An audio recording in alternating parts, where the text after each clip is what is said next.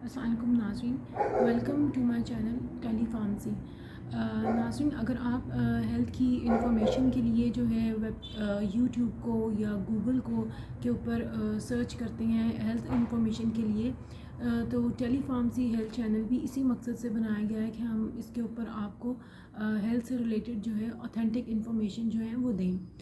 वैसे तो आपको गूगल पे, यूट्यूब पे या और जितने भी ऑनलाइन ब्राउज़र्स हैं उनके ऊपर बेशुमार इंफॉर्मेशन मिल जाएगी, लेकिन अमूमन ये इंफॉर्मेशन जो है ये इंग्लिश के अंदर होती है और हमारा एक आम जो व्यूअर है या कोई हाउस होल्ड लेडी है, घरेलू ख़वातीन है या और जो जनरली एक आम जो कॉमन मैन होता है, जिसका मेडिकल से बहुत ज़्यादा फ़ेमिलियर नहीं होता है मेडिकल टर्म से, तो उनके लिए जो है इन वीडियोस को समझना या इन ब्लॉग्स को पढ़ना जो है वो थोड़ा सा मुश्किल हो जाता है। तो चैनल को बनाने का मकसद यही है कि हम अपने व्यूवर्स को जो है अपनी ज़बान में जो है वो जितनी ऑथेंटिक इन्फॉर्मेशन दे सकते हैं वो उनको दें और उनको एजुकेट करें। और व्यूवर्स से भी हम ये एक्सपेक्ट करते हैं कि उनको अगर प्रोग्राम अच्छा लगे, चैनल अच्छा लगे, तो उसको सब्सक्राइब करें, उसको शेयर करें और उसमें हमें कमेंट्स दें कि वो आगे किन मौज़ूआत पे जो है वो इन्फॉर्मेशन जानना चाहेंगे। तो आज के प्रोग्राम की हम शुरुआत करते हैं। आज का जो हमारा मौजू है वो डेंगू के हवाले से है और इसकी एक तो बुनियादी वजह ये है कि जिस तरह हम देखते हैं कि हमारे मुल्क के अंदर आजकल सैलाब की वजह से काफ़ी तबाही जो है वो आई है और बावजूद इसके कि 2-3 माह गुजर गए हैं, पानी जो है वो अभी तक खड़ा है क्योंकि हमारा जो सीवरेज सिस्टम है या ड्रेनेज सिस्टम है वो इतना एफिशिएंट नहीं है कि वो पानी जो है वो अभी तक उसकी ड्रेनेज हो सके। तो ऑब्वियसली जब जहाँ पे भी पानी खड़ा होगा, आपको मालूम है कि खड़े पानी जो है वो बहुत सी बीमारियों का ज़रिया बनता है और डेंगू भी उसमें जो है ना एक बीमारी ऐसी है जो खड़े पानी की वजह से जो है वो बहुत तेज़ी से फैलती है। दूसरी वजह जो है ये है, आज डेंगू का मौजू जो जिसके ऊपर हम बात करेंगे वो ये है कि अगर हम वर्ल्ड हेल्थ ऑर्गेनाइजेशन को देखें और आप WHO की वेबसाइट को विज़िट करें, तो उसमें आप देखेंगे कि WHO ने जो है वो डेंगू को जो है एक मेजर पब्लिक हेल्थ कंसर्न के तौर पे जो है वो डिक्लेयर किया है। इसकी एक तो सबसे बड़ी वजह यही है कि इस वक्त तकरीबन पिछले 8-10 सालों में जो है दुनिया के तकरीबन 100 ममालिक ऐसे हैं जिनमें जो है हर साल जो है डेंगू का आउटब्रेक होता है। और इसके साथ हम ये देखते हैं कि तकरीबन दुनिया की जो 40% आबादी है वो इन्हीं ममालिक के अंदर जो है वो रहाइश पजीर है और तकरीबन ये 3.6 बिलियन जो है वो लोग बन जाते हैं जो हर साल डेंगू से जो उन ममालिक में रहते हैं जहाँ पर डेंगू का आउटब्रेक होता है। इसके अलावा अगर हम WHO के स्टेटिस्टिक्स को देखें तो अब तक जो है तकरीबन 400 मिलियन लोग जो हैं वो डेंगू से अफेक्ट हो चुके हैं और उनमें से 100 मिलियन लोग ऐसे हैं जो बाकायदा उस पूरी बीमारी से जो है डेंगू फ़ीवर का जो पूरा एक प्रोसेस है बीमारी का उससे गुज़र चुके हैं। इसके अलावा तकरीबन अभी तक जितनी रिपोर्टेड डेथ्स है डेंगू से वो 21,000 है। नाज़रीन, डेंगू फ़ीवर की जब हम बात करते हैं तो जैसा कि आप सब जानते हैं कि बुनियादी तौर पे इसकी वजह तो वो एक मच्छर है, लेकिन जब हम देखते हैं कि मच्छर जो है उसके अंदर एग्जैक्टली ऐसी क्या चीज़ है जो फ़ीवर का बाइस बनती है, तो बुनियादी तौर पे डेंगू फ़ीवर जो है ये डेंगू वायरस की वजह से होता है, यानी ये एक वायरल डिज़ीज़ है और एक वायरल जो है ये बुखार है, ये फ़ीवर है। इसमें हम देखते हैं कि डेंगू वायरस जो है ये तकरीबन 4 अक़साम का होता है, जिसको हम dengue virus 1, dengue virus 2, dengue virus 3 और डेंगू वायरस 4 में कैटेगराइज करते हैं। ये डिफरेंट स्ट्रेन्स हैं वायरस की और ऑब्वियसली ये जो वायरस डिफरेंट टाइप का ये डिपेंड करता है कि उसका जेनेटिक मेकअप क्या है। और चारों जो वायरसेस हैं ये एक अपनी अलग इंटेंसिटी के साथ जो है ये मरीज़ के अंदर जो है वो अलामात जो हैं उनकी शिद्दत ज़ाहिर करते हैं। यानी ऐसे अफराद जो डेंगू वायरस 1 या डेंगू वायरस 2 का शिकार हों, यानी अगर वो मच्छर से डेंगू वायरस 1 या 2 कंट्रैक्ट करते हैं तो उनके अंदर 500 गुना ज़्यादा ये चांसेस हैं कि वो डेंगू बुखार में मुब्तला होंगे बनिस्बत डेंगू वायरस 3 या 4 के, जिसकी के 150 गुना तक मतलब 150% ये अंदाज़ा है कि अगर किसी शख्स को डेंगू वायरस 3 या 4 वो कंट्रैक्ट करता है तो उसमें जो है वो बुखार के 150 गुना तक चांसेस हैं। इसमें हम देखते हैं कि डेंगू का मच्छर जो है अमूमन जिस वक़्त जो दिन के ख़ास हिस्से होते हैं उनमें एक अर्ली मॉर्निंग जो फजर का टाइम होता है, जिस वक़्त दिन जो है वो बिल्कुल शुरू हो रहा होता है, उस टाइम पे आपको डेंगू का जो मच्छर है ये ज़्यादा इसके काटने के चांसेस होते हैं। इसी तरह जब दिन ढल रहा होता है या मगरिब का वक्त होता है या ग़ुरूब आफ्ताब का वक्त होता है, तो उस टाइम पे भी ये मच्छर जो है ये आपको नज़र आएगा कि इर्द गिर्द से जो है वो एकदम से मच्छर जो है वो ज़ाहिर होना शुरू हो जाएंगे और आपको नज़र आएगा कि आपके इर्द गिर्द जो है वो मच्छर जो है उनकी तादाद ज़्यादा हो गई है। इसके अलावा हम ये देखते हैं नाज़रीन कि जब हम डेंगू फीवर के हवाले से बात करते हैं तो इसमें ये चीज़ देखने की कि हम बुनियादी तौर पे देखते हैं कि कौन से लोग जो हैं जिनमें हमें ज़्यादा हाई रिस्क पे होते हैं कि जो डेंगू का शिकार हो सकते हैं। अमूमन हम इसमें देखते हैं कि नौज़ायदा बच्चे, छोटे बच्चे, 2 से 5 साल के बच्चे जो हैं, या जो लोग 50+ एज में हैं, या वो लोग जो ऑलरेडी किसी बीमारी का शिकार हैं, यानी ब्लड प्रेशर का है, डायबिटीज़ हैं, या इसके अलावा वो हार्ट के पेशेंट्स हैं, या हम देखते हैं कि थैलेसीमिया के जो बच्चे होते हैं जिनको हर 2 वीक्स के बाद ब्लड ट्रांसफ्यूजन लगता है, या प्रेग्नेंट ख़वातीन हैं, तो ये सारे वो कैटेगरी के लोग हैं कि अगर खुदा न खास्ता इनको डेंगू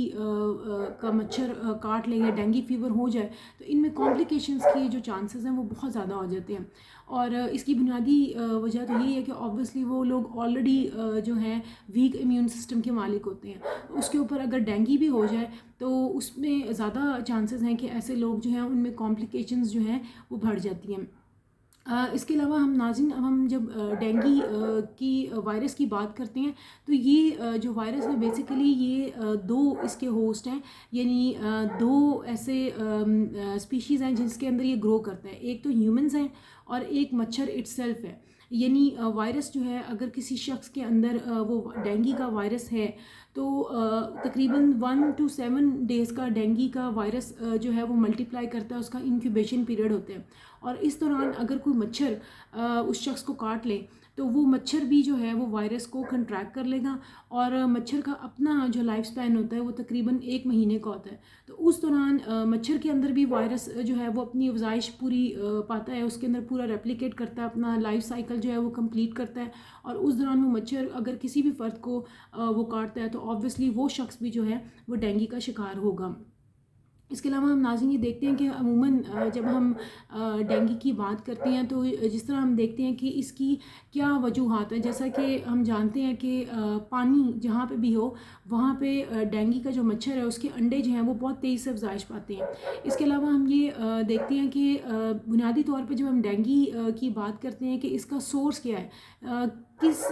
ज़रिए से ये फैलता है, तो ये बुनियादी तौर पे जो है ब्लड जो है ब्लड ट्रांसफ्यूजन के ज़रिए जो है ये फैलता है। यानी अगर आपने खून का इंतकाल किया, खून एज अ डोनर आप किसी को ब्लड दे रहे हैं और खुदा न खास्ता आपके अंदर डेंगू का वायरस जो है अभी वो इंक्यूबेशन पीरियड में है, यानी अभी वो वायरस जो है वो मल्टीप्लाई कर रहे हैं, अभी उसके सिम्टम्स जो हैं वो ज़ाहिर नहीं हुए, और उस दौरान आप ब्लड जो है वो डोनेट करते हैं, तो उस सूरत में जो दूसरा रेसिपिएंट है उसके अंदर चांसेस हैं कि वो डेंगू का जो वायरस जो है उस शख्स के अंदर भी आएगा, और ऑब्वियसली फिर वो आगे डेंगू फीवर का शिकार हो सकते हैं। तो जिस तरह हम कोरोना में देखते हैं कि कोरोना में हम मोस्टली मास्क पहनने के ऊपर बहुत ज़्यादा ज़ोर दिया जाता है, क्योंकि आपकी जो नेज़ल सिक्रीशंस होती हैं, जो आपकी रतूबतें होती हैं, या सलाइवा वगैरह होता है, या आपको अगर छींक आई है तो उसके अंदर वायरस होता है। ये कोरोना की जब हम बात करते हैं ये चीज़ डेंगू वायरस में नहीं है। डेंगू वायरस उसी सूरत में होगा जब आप जो है ब्लड ट्रांसफ्यूजन करते हैं, या अगर कोई शख्स उसके अंदर डेंगू वायरस है और खुदा न खास्ता उसकी सिरिंज किसी ने यूज़ कर ली है, तो उस सूरत में भी जो शख्स उसकी सिरिंज यूज़ करेगा वो डेंगू वायरस जो है वो कंट्रैक्ट कर सकता है। या हम आप जैसे कि आप लोग अच्छी तरह जानते हैं कि जब भी कोई हॉस्पिटल में अगर कोई प्रोसीजर होना तो ब्लड डोनेट करने से पहले बाकायदा ब्लड की स्क्रीनिंग होती है। उसको उस स्क्रीनिंग को करवाने का मकसद ये होता है कि अगर खुदा न खास्ता डोनर के अंदर किसी भी किस्म की कोई वायरस है या कोई बैक्टीरिया है जो कि अभी ज़ाहिर नहीं हुआ, तो उस सूरत में जो है वो फ़ौरन डिटेक्ट हो जाए और जो रेसिपिएंट है उसको हम बचा सकें।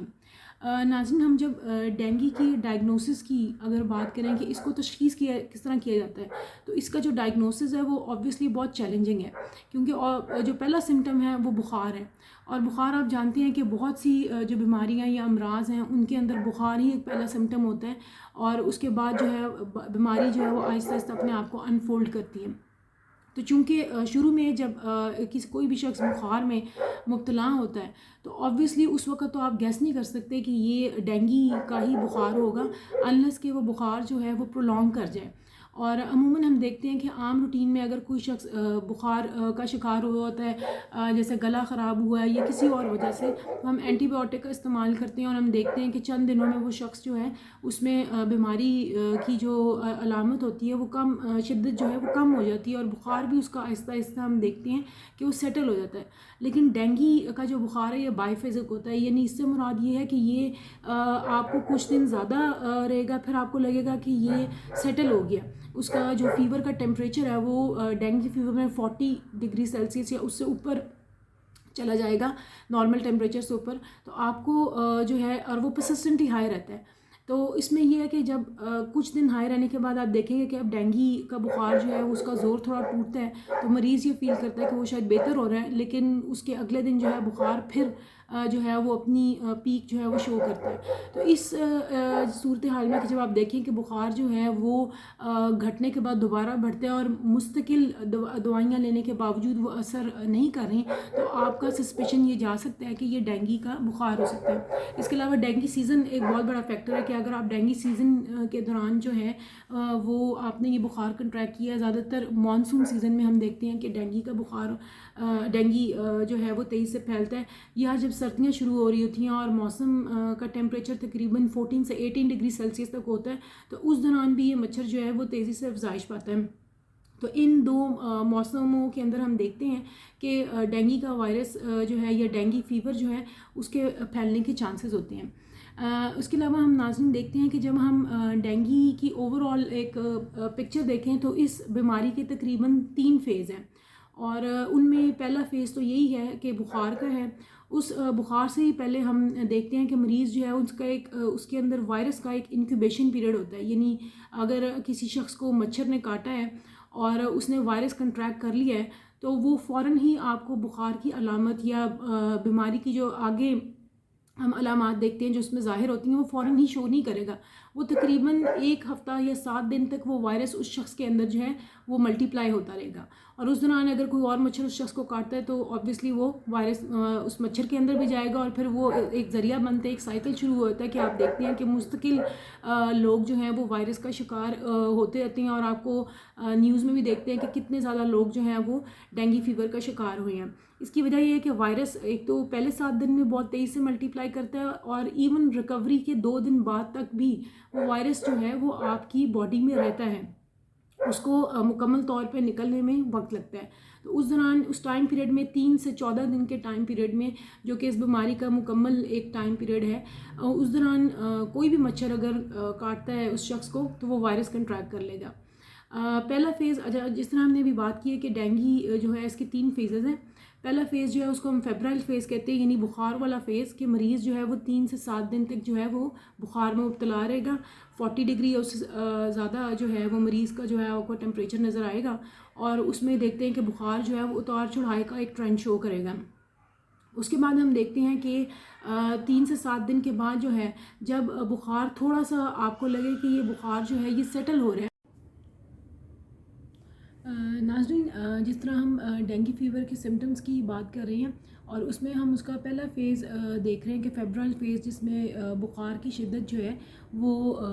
तेज़ी इख्तियार करती जाती है, और बावजूद अद्वियात लेने के उसमें आपको कमी महसूस होती नज़र नहीं आती। बुखार के साथ साथ जो दूसरी और बहुत नुमायाँ अलामात होती हैं वो ये है कि मरीज़ आपको जो है सर में शदीद दर्द का जो है वो ज़िक्र करेगा, और ख़ास तौर पे आँखों का ये हिस्सा जो है, जो आँखों के ये आपकी जो आईब्रोज़ के नीचे का हिस्सा है, ये चीज़, तो ये इसमें आँखों में जो है ना मरीज़ वो आपको बहुत ज़्यादा दर्द की शिकायत करेगा, और ख़ास तौर पे अगर उनको कोई ऐसी मूवमेंट करनी पड़े जिसमें उनको दाएं तरफ देखना पड़े या बाएं तरफ हो, यानी आँखों का बहुत ज़्यादा कोई भी ऐसी एक्टिविटी जिससे उनकी आँखों पे स्ट्रेस पड़े, या आंखों की मूवमेंट बहुत ज़्यादा करनी पड़े, तो उस सूरत में उनकी ये चीज़ जो है और शिद्दत से जो है वो उसमें दर्द होगी। इसके अलावा हम देखेंगे कि वॉमिटिंग जो है यानी मतली होना, ये बहुत ज़्यादा जो है नुमायाँ एक उसका ख़ुसूसियत है, नुमायाँ अलामत है डेंगू फ़ीवर की। और दिन में कम से कम मरीज़ जो है वो बुखार के साथ साथ 3 मरतबा जो है वो वॉमिटिंग जो है वो ज़रूर करेगा। इसके साथ हम देखेंगे कि मरीज़ जो है चूँकि बुखार बहुत शिद्दत से होता है और ऑब्वियसली उसमें बहुत ज़्यादा स्वेटिंग हो रही होती है, तो उसके साथ साथ मरीज़ जो है वो डिहाइड्रेशन का शिकार होता है। और ऑब्वियसली जब डिहाइड्रेशन का शिकार होता है यानी जो उसके जिस्म का ज़्यादातर पानी है वो पसीने की सूरत में जब बह जाए या निकल जाए, तो उससे उनके पट्ठों में खिंचाव होगा और उनकी हड्डियों में भी जो है वो बहुत शदीद वो दर्द महसूस करेंगे। और इस सूरत में जो है उनकी जो जिस्म की नमकियात हैं या इलेक्ट्रोलाइट्स जिनको हम कहते हैं, वो भी ऑब्वियसली डिस्टर्ब हो जाती है। तो फेब्राइल फेज़ में हम देखते हैं कि मरीज़ जो है बुखार के साथ साथ जिस्म में शदीद दर्द, पट्ठों में शदीद दर्द, आँखों में दर्द, सर में दर्द और उसके अलावा वॉमिटिंग की जो है वो बहुत ज़्यादा शिकायत करेगा।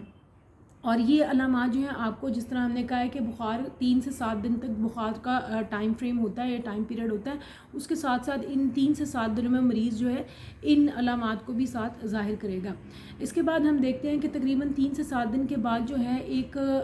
या तो मरीज़ जो है अगर एक हेल्दी स्टेटस रखता है तो ऑब्वियसली वो आपको इम्प्रूवमेंट नज़र आएगी। और इसमें हम ट्रीटमेंट जो हम देखते हैं कि जब हम ट्रीटमेंट की बात करते हैं तो हम इसमें ज़्यादातर जो है वो सपोर्टिव ट्रीटमेंट होता है, यानी आपने जो फ्लूइड इनटेक है वो अपना बहुत ज़्यादा वो रखना है। इसमें हम अद्वियात के हवाले से ये बात करेंगे, लेकिन वो हम पहले अपनी जो सिम्टम्स हैं उनको डिस्कस करने के बाद हम देखेंगे कि कौन सी अद्वियात इसमें लेनी चाहिए और कौन सी अद्वियात जो है वो उनसे हमें परहेज़ करना चाहिए। तो फेब्रुअल फेज़ के बाद नाज़रीन एक इसमें क्रिटिकल फेज़ आता है कि जिसमें आप देखते हैं बाज़ दफ़ा के कुछ मरीज़ जो हैं वो बुखार में मुब्तला होने के बाद उनकी तबीयत जो है मज़ीद बिगड़ जाती है। और ये जो क्रिटिकल फेज़ होता है ये 7 डेज़ के बाद, 3 to 7 डेज़ का जो फेब्रुअल पीरियड है बुखार वाला, उसके बाद होता है। यानी आप देखते हैं कि बुखार तो 3 से 7 दिन के बाद जो है उसमें कमी आती है और अमूमन आप उसको ये महसूस करते हैं कि अब अगर बुखार सेटल हो रहा है तो तबीयत जो है वो अमूमन हम यही ख्याल करते हैं कि अब मज़ीद बेहतर होगी। लेकिन इस दौरान जब बुखार कम होता है तो मरीज़ के अंदर कुछ और सिम्टम्स हैं जो बहुत शिद्दत से होते हैं, यानी मरीज़ जो है वो आपको पेट दर्द में पेट दर्द की शिकायत करेगा कि उसको बहुत ज़्यादा जो है वो पेट दर्द की शिकायत महसूस होगी। इसके अलावा हम देखते हैं कि मरीज़ जो है उसके अंदर जो है ब्लीडिंग जो है वो आपको नज़र आएगी, ख़ास तौर पे नक्सीर फूटना या मसूड़ों से खून बहना। और ये टेंडेंसी आपको ज़्यादातर उन लोगों में नज़र आएगी जिनमें ऑलरेडी जो है नक्सीर फूटने का कुछ लोगों में ट्रेंड होता है कि अगर मौसम ज़्यादा गर्मी की शिद्दत इख्तियार करे तो वो आपको नज़र आएगा कि उनकी नक्सीर फूट जाती है। या वो लोग जो हैं जो ऑलरेडी बुज़ुर्ग हज़रात हैं और जिनमें स्ट्रोक वगैरह के चांसेस होते हैं, उनके अंदर भी खुदा न खास्ता अगर डेंगू फीवर हो गया है तो उसमें चांसेस हैं कि उनके अंदर भी जो है वो ब्लीडिंग हो सकती है। इसके अलावा हम देखते हैं कि मरीज़ जो है वो उसके नक्सीर फूटने के चांसेस हैं। और अब हम देखते हैं नाजरीन के पेट में शदीद दर्द के साथ साथ और वॉमिटिंग के साथ साथ मरीज़ जो है उसका जिगर जो है यानी लिवर जो है उसकी इनलार्जमेंट हो जाती है, यानी लिवर का साइज़ जो है ये जिगर का साइज़ वो बढ़ जाता है। ख़ास तौर पे जो लोग ऑलरेडी जिगर की बीमारियों में मुब्तला हैं जैसे कि हेपेटाइटिस वगैरह है, तो उसमें जो है आपको नज़र आएगा कि उनकी जो लिवर की कंडीशन है वो मज़ीद जो है वो अबतर हो जाती है। और हम इसमें ये भी देखते हैं कि मरीज़ जो है इस क्रिटिकल पीरियड के दौरान जो है बहुत ज़्यादा शदीद नकाहत का जो है वो शिकार हो जाएगा। ऑल्दो कि उसका मेंटल स्टेटस जो है वो अलर्ट होगा,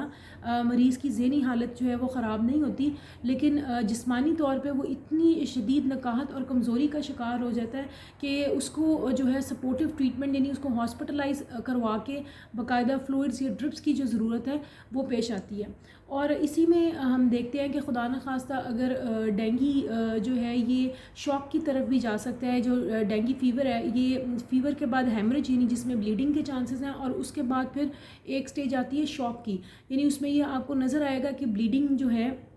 मरीज़ के हाथों में या बाजुओं में आपको नज़र आएगा कि आपको पर्पल कलर के स्पॉट्स नज़र आएंगे। इसको हम मेडिकल की टर्म में पिटीशिया बोलते हैं, यानी ये ब्लीडिंग होती है जो आपको नज़र आती है कि जामनी से धब्बे जो हैं वो आपको मरीज़ के जो है बाजुओं पे या हाथों पे वो आपको नज़र आएंगे। और उसके अलावा आप ये देखते हैं कि जब खुदा न खास्ता प्लाज्मा जब लीक होता है या डिहाइड्रेशन बहुत ज़्यादा होती है, यानी मरीज़ जो है उसको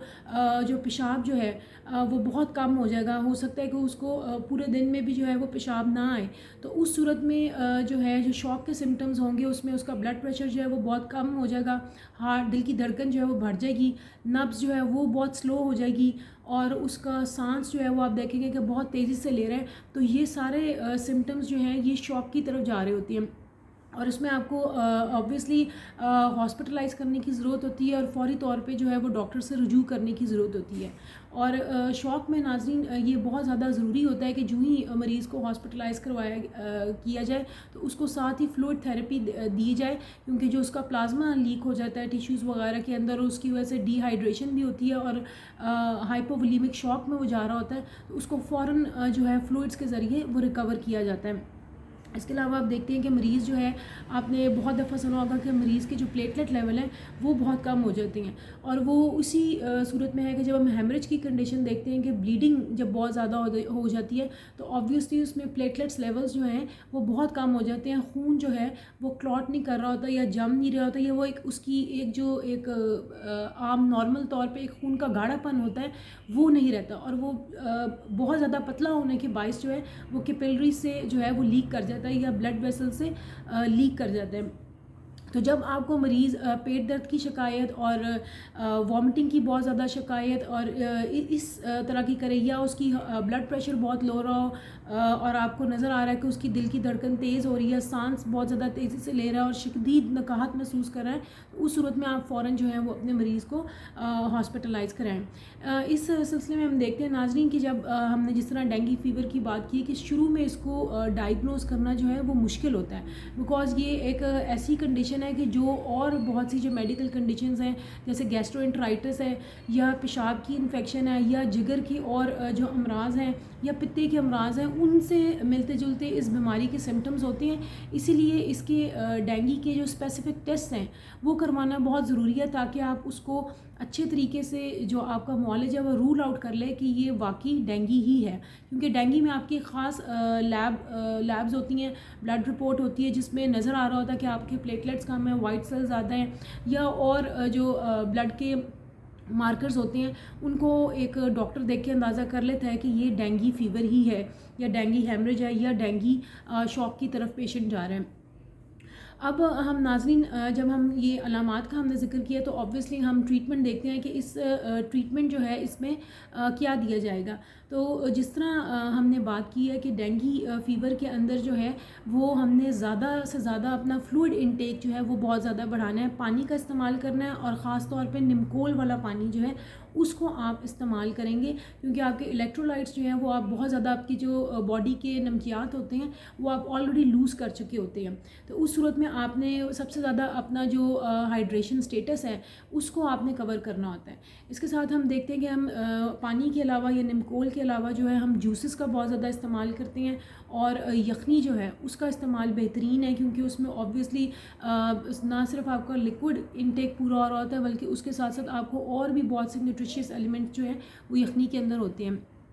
इसके अलावा हम देखते हैं नाज़रीन कि जब हम ऑब्वियसली हमने देखा होगा कि डेंगू में जिन अद्वियात का हम इस्तेमाल करते हैं उसमें सबसे ज़्यादा तो अमूमन पैराडोल का ही जिक्र किया जाता है और पैराडोल को ही आप देखते हैं कि मरीज़ को हर 4 से 6 घंटे बाद बुखार की शिद्दत कम करने के लिए जो है वो पैराडोल दी जाती है। तो ये तो एक स्टैंडर्ड थेरेपी है, लेकिन इसके अलावा अगर आप WHO की वेबसाइट जाएं और उसका लिंक भी मैं आपके साथ नीचे शेयर करूंगी डिस्क्रिप्शन में, तो उसमें आप देखेंगे कि जो कुछ अद्वियात बहुत ममनू है कि आप डेंगू में उनको ना लें, उसमें सबसे पहले तो एस्पिरिन आ जाती है। एस्पिरिन एक ऐसी दवा है जो दिल के मरीज़ जो हैं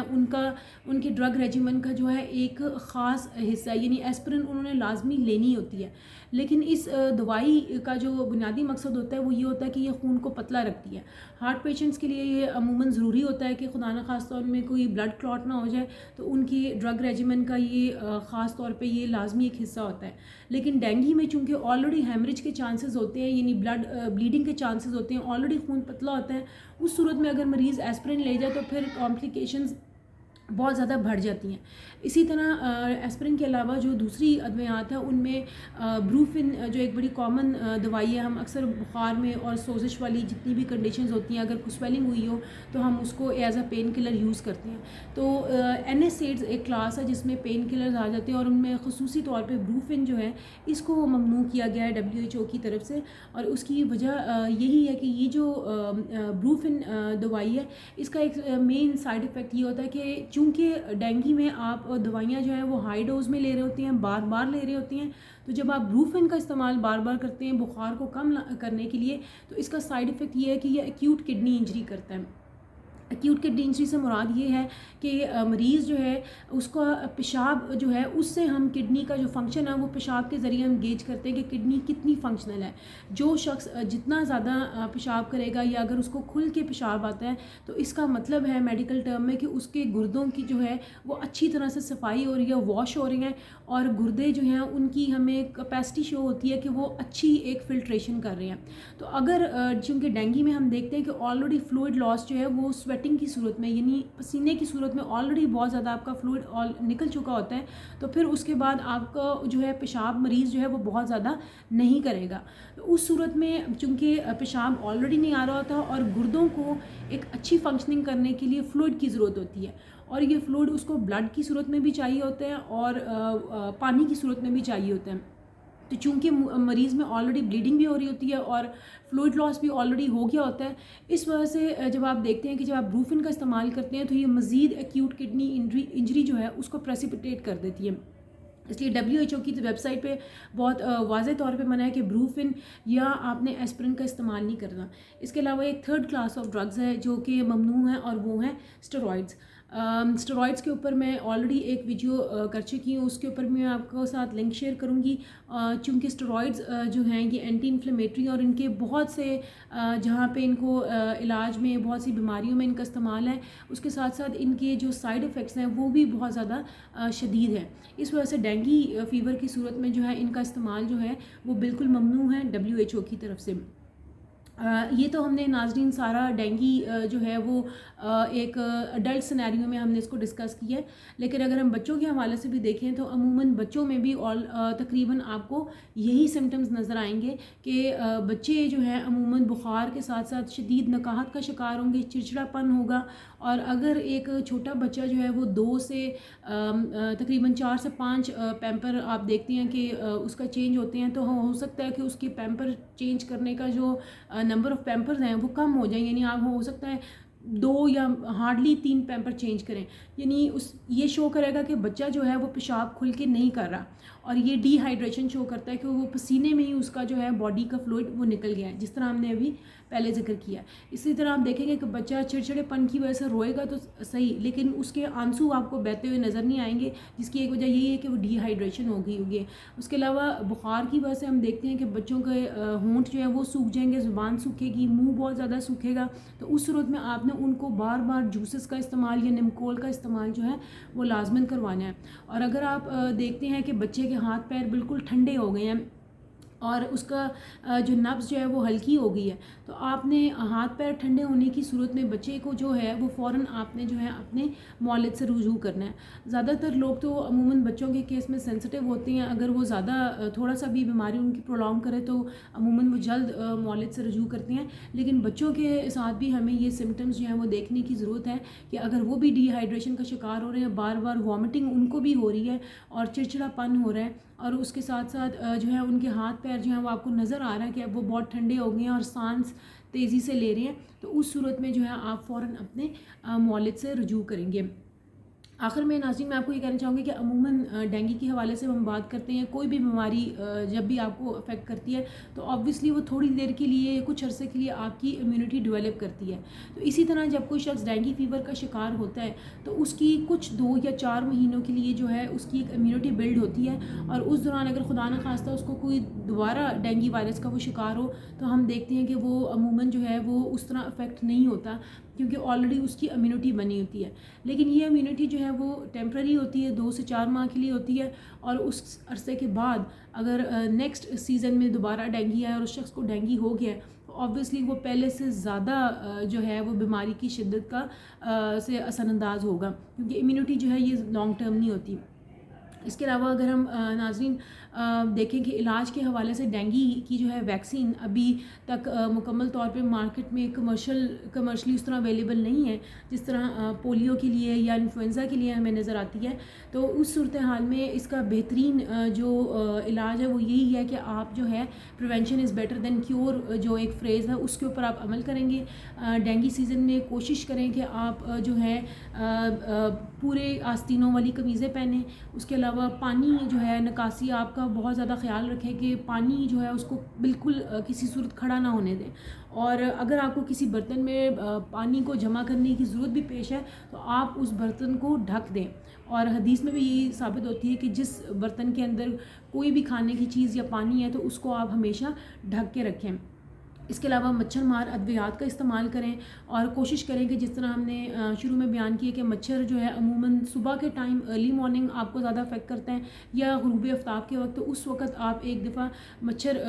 कुछ जो अद्वियात हैं या मस्कीटो रिपेलेंट्स हैं उनका इस्तेमाल करें, और कुछ देर के लिए कमरों को बंद करें ताकि ये जो है मच्छर वो स्प्रे के असर से जो है वो मर जाएँ। तो उम्मीद है नाज़रीन आज का प्रोग्राम आपको अच्छा लगा होगा। कमेंट लाजमी कीजिए, कमेंट बॉक्स में हमें बताएं कि आपको प्रोग्राम में क्या चीज़ अच्छी लगी है, इसके हवाले से आप क्या मज़ीद मालूमात लेना चाहेंगे, और मज़ीद कौन से ऐसे टॉपिक्स हैं जो आप चाहेंगे कि जिन मौज़ूआत के ऊपर जो है वो प्रोग्राम किया जाए। आज के लिए इतना ही, शुक्रिया।